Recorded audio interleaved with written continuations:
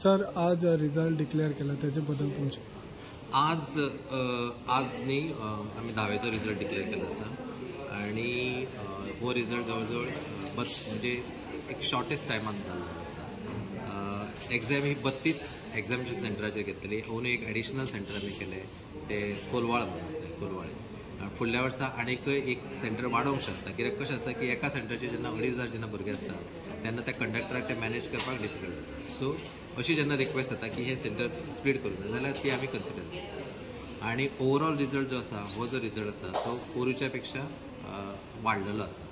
आता वाडपाचें कारण कितें आसता की वेरियस रिजन्स आसा, एकच कारण तुमी सांगूंक शकना, पूण अशें कळून येता की म्हणजे जेन्ना तूं इंटरॅक्शन करता म्हणजे हेडमास्टरा कडेन टिचर्सा कडेन की तांच्यांनी एक्स्ट्रा क्लासीस जे आसात जे रिमेडियल क्लास आसतली किंवा ताचे खातीर तांच्यांनी स्वता क्वेश्चन बँक तयार करता हे तांच्यांनी केलें, तांची तयारी करून घेतली, बरी तयारी करून घेतली। अशें ना की तांचे पयलीं करीत तयार नासले, आतां तांच्यांनी तयारी केली, भुरग्यांनी ताका बरो सपोर्ट दिलो आसतलो, म्हणून हें एक कारण आसूंक शकता। दुसरें कारण जे ट्रेनिंग जे आसा, इतली वर्सांय ट्रेनिंग जाताली, पूण आतां आमी कशें केलें कॉम्पिटन्सी बेस्ड क्वेश्चन्स म्हणून इंट्रोड्यूस केले।